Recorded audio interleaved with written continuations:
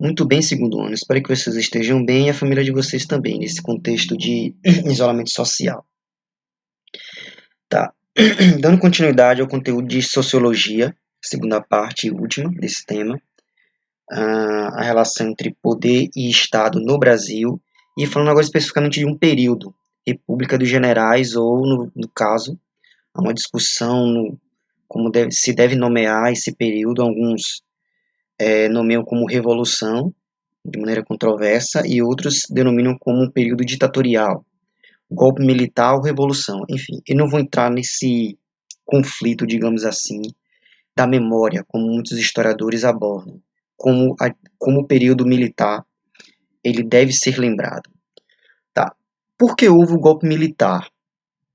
Segundo os golpistas, o objetivo, estão observando que o próprio livro já trata como golpe, porque ocorreu uma comprovação legal que foi de fato um golpe. O objetivo era acabar com a anarquia, o que eles acreditavam que estava acontecendo na Câmara dos Deputados e no Senado, e a insegurança, que levaria o país ao comunismo e deter a inflação que estava absurdamente alta. Tá, esse contexto ele se insere num contexto maior, que é o da Guerra Fria, como vocês bem sabem, um conflito entre Estados Unidos e União Soviética. Ainda mais que em 1959, um pequeno país, quando fala em termos de território, mas de grande relevância política no contexto. Em 1959, Cuba instaura o comunismo como seu regime econômico, político e social, fazendo com que os americanos, no mínimo, ligassem um alerta do risco de toda a América Latina, como se fosse uma espécie de contaminação, entre aspas, é claro, né? De todos os países da América Latina também adotarem o comunismo como modelo político. Isso fez com que os americanos tomassem algumas atitudes de maneira indireta, influenciando golpes militares em diversos países, incluindo o Brasil em 1964. Como vocês podem observar na imagem, aqui tem os 6 governos do período ditatorial. O governo Castelo Branco, que foi um governo provisório, o governo do Marechal Costa e Silva, que não ficou pelo tempo estabelecido, sendo substituído por uma junta militar. Depois teve a entrada de Emílio Garrastazu Médici, que inclusive entre 1969, na verdade eu diria que até 68, e 74 ocorreu o chamado endurecimento, também chamados de anos de chumbo. Tá, a gente vai tratar um pouquinho disso aqui um pouco mais adiante. O governo do general Ernest Geisel, quase não pronunciei corretamente, foi um período de crise econômica, e o governo de 79 até 84, que foi de João Batista Figueiredo, também chamado de início da redemocratização do país. Tá, dando continuidade. Politicamente, podemos dizer que essa fase dividiu-se em 3 momentos. O que é curioso é que, pelo menos no início, o governo militar foi, sobretudo, implementado através de atos institucionais, a abreviação com AI. Aí vai ter AI1, AI2, AI5, que é o mais famoso. Teve, se eu não estou enganado, 14 atos institucionais. Posso estar enganado, depois eu corrijo se eu estiver incorreto. O primeiro ato institucional, qual foi ele? De Castelo Branco, em 1964, que suspendeu os direitos políticos de centenas de pessoas. Depois fechou o Congresso, inclusive. O ato institucional número 2, em 65, foi extinto os partidos políticos, só sendo permitida a existência de 2 partidos, por isso que era chamado de bipartidarismo, esse modelo político, que era a Aliança Renovadora Nacional, a ARENA, obviamente liderada pelos militares, e o MDB, o próprio nome aqui é interessante, Movimento Democrático Brasileiro de Oposição Concedida. O que é que significa isso? Que era, ainda assim, sendo uma oposição, ele era vigiado, ele era controlado, então não era necessariamente uma oposição, era literalmente um faz de conta.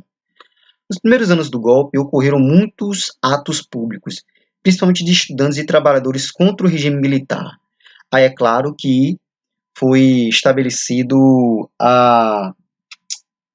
deixa eu colocar a palavra adequada, foi estabelecida uma política de proteção a chamada segurança nacional, na verdade, um ato de segurança nacional. O movimento mais repressivo do período iniciou-se em 67, sob a presidência do general Arthur da Costa e Silva. Após grandes manifestações, principalmente de operários e estudantes, em 13 de dezembro de 68 foi editado o mais conhecido e terrível. Eu destaquei todo esse parágrafo porque nesse contexto 2020 que nós estamos vivenciando, as pessoas, eu acho que ou falam porque são perversas mesmo, ou por simples ignorância. Não tem noção do que foi o ato institucional número 5. Então, eu como professor de sociologia e de história tenho a obrigação de, no mínimo, explicá-los o como foi perverso esse ato institucional, que cassava todos os direitos civis, permitia a cassação dos mandatos parlamentares e o fechamento do Congresso Nacional, das Assembleias Legislativas e das Câmaras Municipais, sob a ordem direta do presidente. Também limitava os poderes do judiciário, ao suspender o direito do habeas corpus, ou seja, você não poderia solicitar um habeas corpus e responder em liberdade, em crimes contra a segurança nacional. É interessante que está colocando entre aspas, porque o que era considerado como segurança nacional era muito ligado ao que era conveniente a quem estava no poder, e impunha a censura prévia à imprensa e restrições à liberdade de reunião.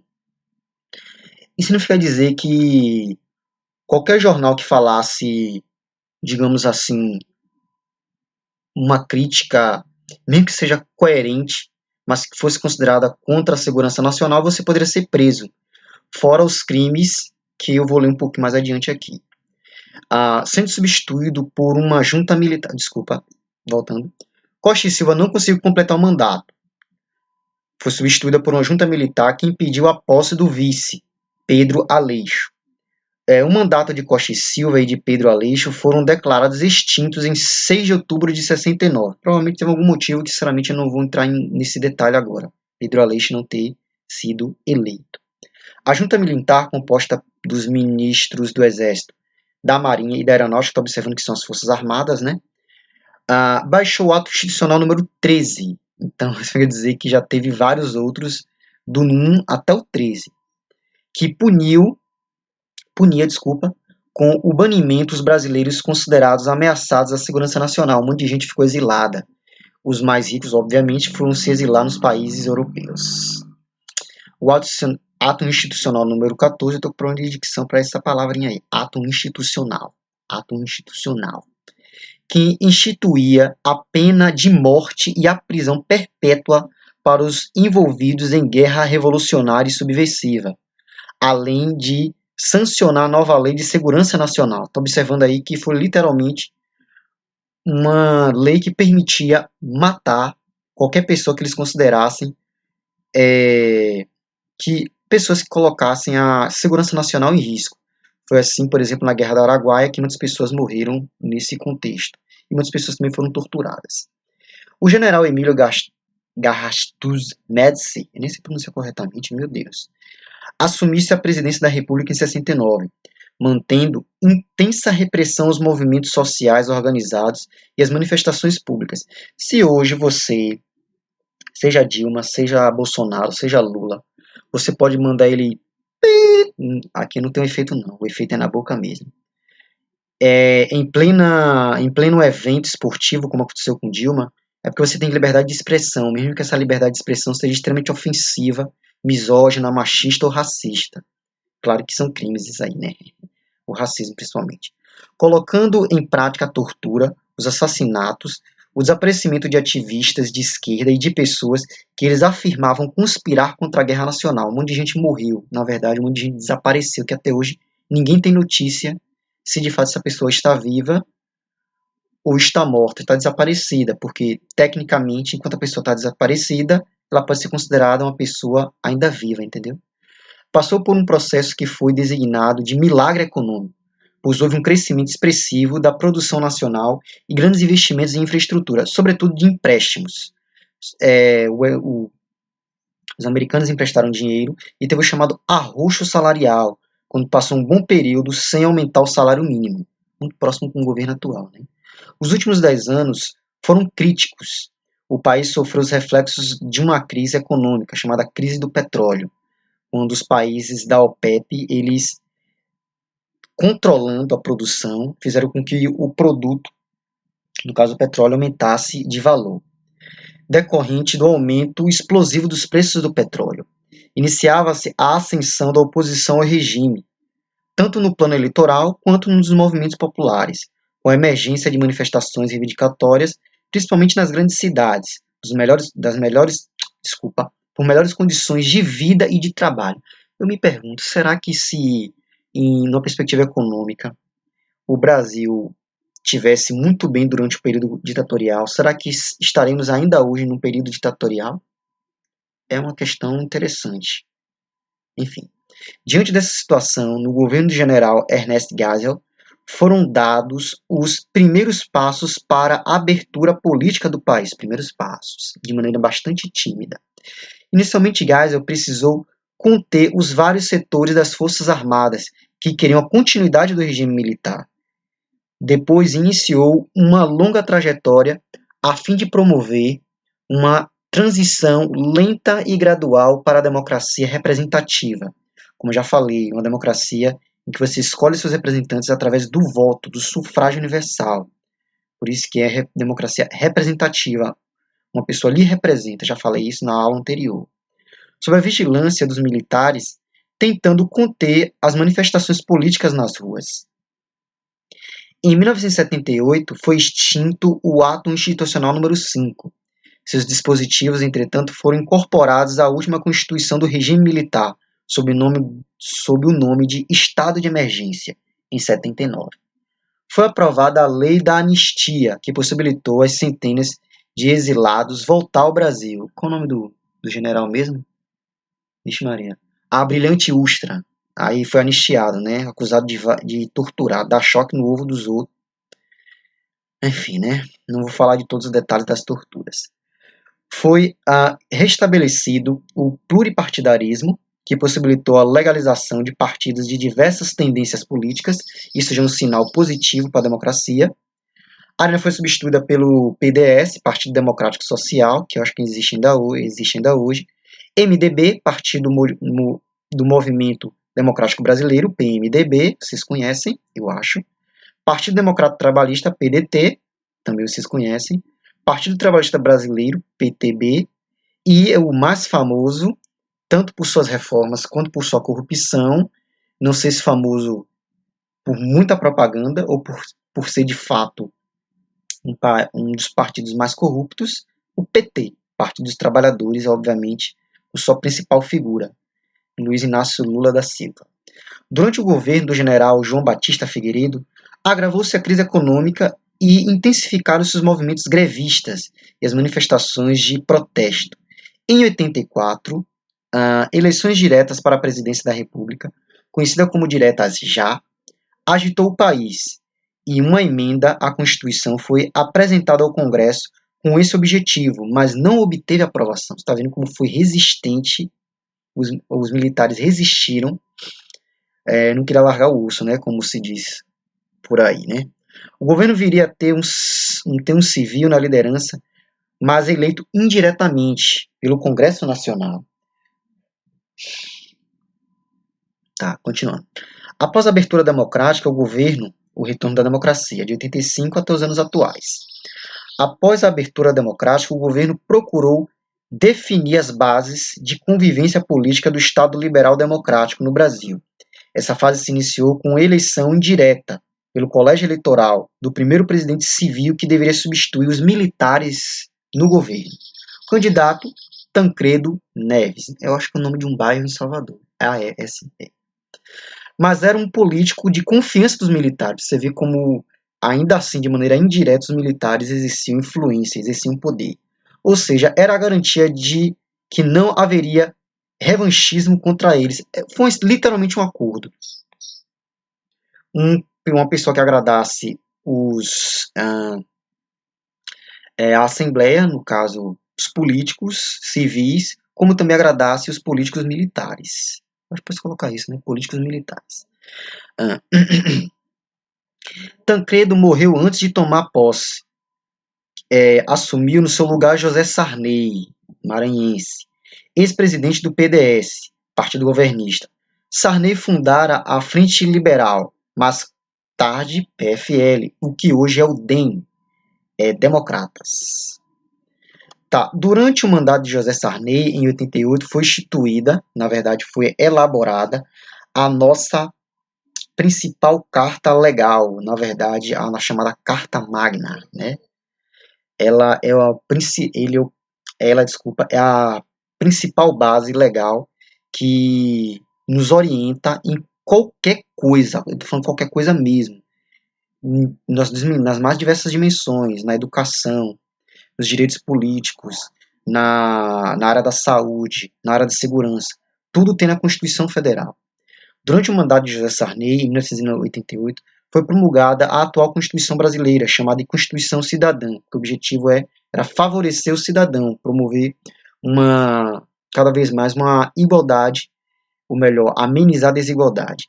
Fator considerado fundamental para o desenvolvimento de uma democracia estável no Brasil. Claro que ela teve como base a principal lei internacional, né, que é a Declaração Universal dos Direitos Humanos. Os governantes que o sucederam, eleitos pelo voto popular, puderam atuar sem a vigilância das Forças Armadas. Enfim, né, a gente não sabe exatamente se isso de fato aconteceu. O Executivo, Legislativo e Judiciário desenvolve desde então suas atividades plenamente. Obviamente que em termos legais ela não teria a vigilância das Forças Armadas, mas em termos práticos, Brasil tem um flerte, como já estudamos nos vídeos anteriores, com o poder militar.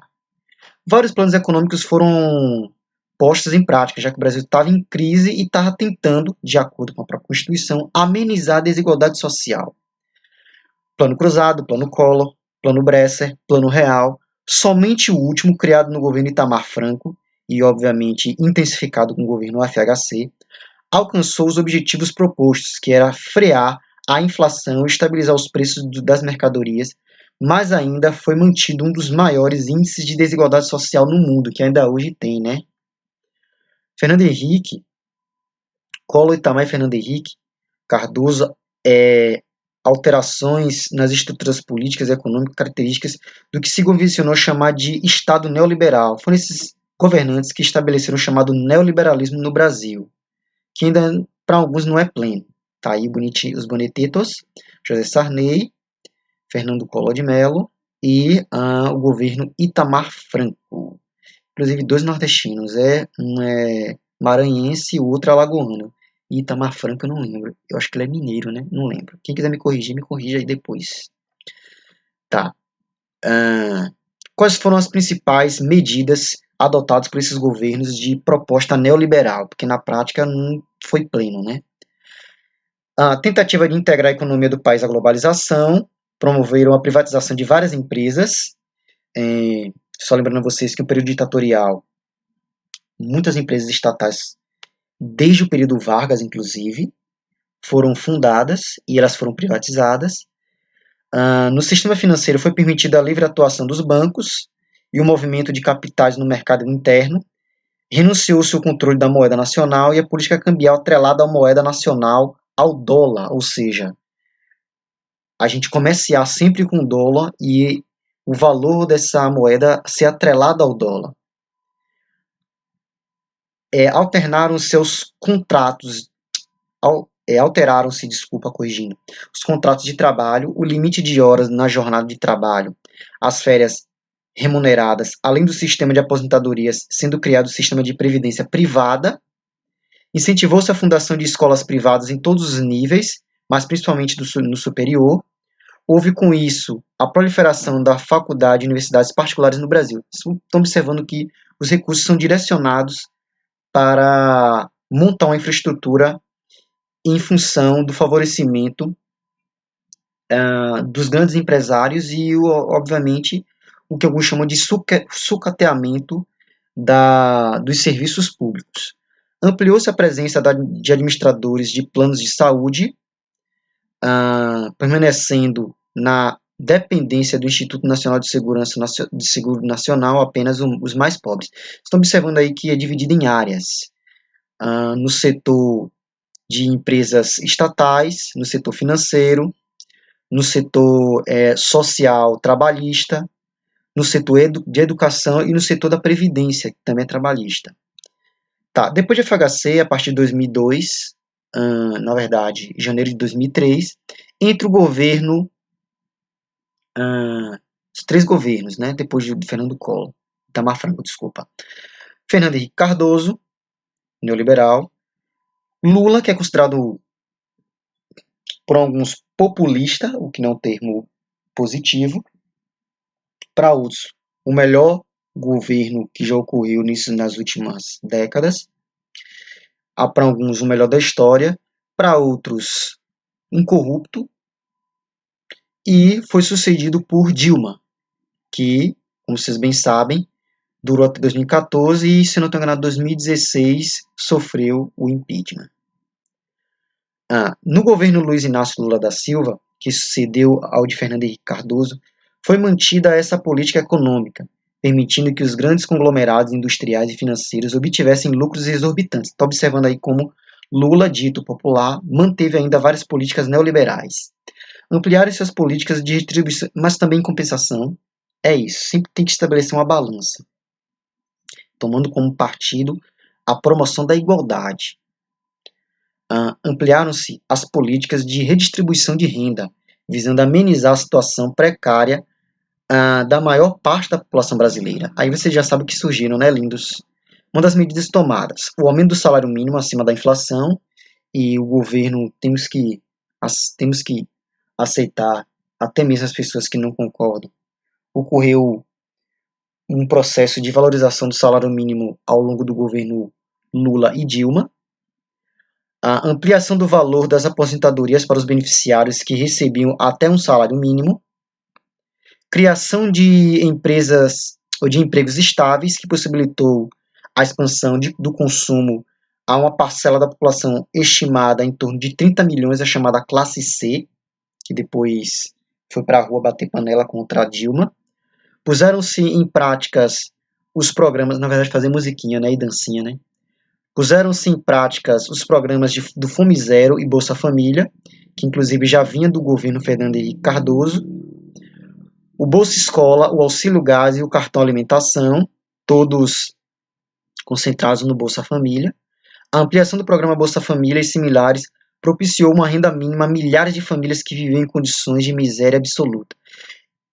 Esse contexto é interessante vocês interpretarem como, de fato, ajudou muitas pessoas. Só que, como sempre, e desde o seu período colonial, o Brasil é vítima de corrupção.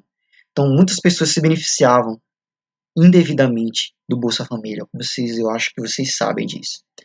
A sustentabilidade das famílias visada por essas políticas requer a criação de empregos estáveis para absorção não só dos desempregados, mas também dos jovens que estão integrando o mercado de trabalho no Brasil. É o caso de vocês, daqui a pouco vão ter que trabalhar. A mesma observação pode ser feita em relação ao acesso à assistência à saúde, que está longe de ser razoável.